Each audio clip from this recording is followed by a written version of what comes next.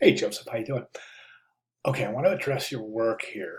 And I'm going to preface my comments by saying this is I'm sure you've gone through a lot of the videos and this and taken a look at a lot of the examples as such. And I just want to kind of preface my comments by this. I do not mean to sound discouraging, but I'm going to kind of rip these apart a little bit in terms of infographics. And I'm doing it all in the name of learning. Okay, so please don't think I'm trying to be discouraging, but I want to be as honest as I can in order for you to be able to cultivate your ability to spot good infographics, which is directly correlated with your up your um,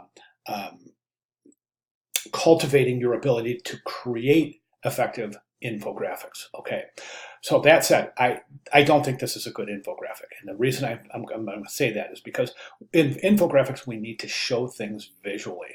Okay, now the reason I say this and the reason I'm actually kind of glad that you presented this in a different language, because quite often a lot of folks will say, a lot of designers will say, a good infographic should be able to support the story, at least give the viewer a good idea of what the infographic is about if you take all the words away from the infographic. And to a certain degree, I agree with that. I think that it points to a good linear flow of data.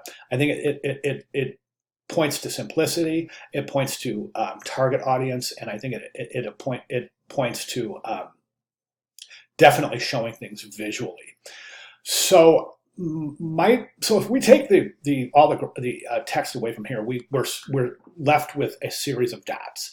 Okay, there's no comparative analysis. Like, what are the dots? Is there something that we can take a look and when we can draw a correlation based on memory or based on familiarity with these dots? So in other words, if we're going to compare this dot to these dots, what's in the background? And let me give you an example. So let's say we're comparing the size of these dots, right? So let's put a globe in the background, the world, the Earth, so we can kind of get a measure for comparison sakes. Do you see what I'm saying? That way it gives us something to compare to, instead of saying, okay, this dot's smaller than this dot, which is smaller than this dot. Do you see what I'm saying? So in that regard, I don't consider this to be a successful infographic. This one, I think, has to do with focus. And focus and simplicity go hand in hand. But basically, keeping things focused and showing things visually is key to infographics. Now, in that what was that Dear? I forget the name of that case study we looked at during week one, where the two designers were corresponding across the Atlantic via infographics, right?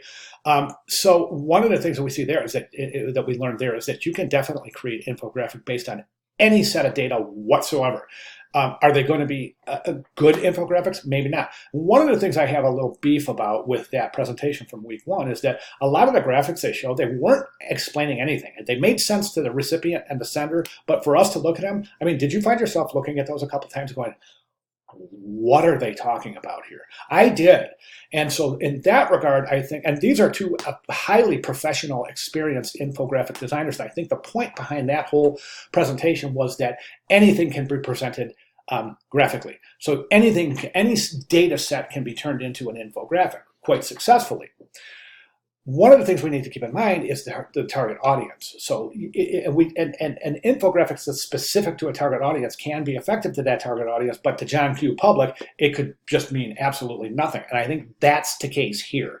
So when we look at this, we're just not seeing anything that's really going to make a whole lot of sense to us unless we are really industry specific and know what this is all about. Okay. Now, this is the one I really want to talk about. One of the things that I think is a problem here is the flow. And I think sometimes infographics get lost in the presentation of text in accordance with the visual data. There's an enormous amount of visualization going on here. I think too much for an infographic. I just don't see. I think as something as a page out of a textbook, sure, you're going to get down in here and you're really going to start looking. But for an infographic, I wouldn't consider this to be successful. And the reason being is because it mostly has to do with relationships, specifically the text. So in order to view this text, we have to zoom way in. weigh in here. So the spatial relationships between the text and the images, I think, is really off here, and that you would really have to get in here. I think that there's just too much information here for this to be a successful infographic. We've got, let me see, 1, 2, 3, 1, 2, 3, 4, 5, 6, 7, 8, 24, 28, 32, 33 illustrations in this infographic. That's a lot. My question to you, and what I'd like you to address in response to this video, is what can we do to improve this? Can we consolidate images? Can we create one image or 2 or 3 images that span from week 1 to week 12 and then maybe 13 to 27 and then the last weeks? Can we do that? What can we do here to improve the relationship of the spatial relationships between type size and illustration size? What can we do here to make this more visually engaging and less looking like a page out of a textbook? Okay, now think about it. Think about it, go through your class notes, go through our learning materials from weeks 1 and 2, and then respond. But I'd like you to address those questions in response to this video. So, all right, great. Thank you very much. Looking forward to your response. Thanks, Joseph.